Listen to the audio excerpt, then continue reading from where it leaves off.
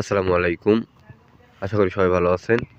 আজকে আপনাদের সামনে জাপানের মিয়াজাকি, যেটা আমাদের বাংলাদেশে সূর্যরিমে পরিচিত এই আমটা, এবং দেখতে পাচ্ছেন কতটা সুন্দর কোয়ালিটি সম্পূর্ণ এই চারাটা এবং কী রকম ফল চলে আসছে।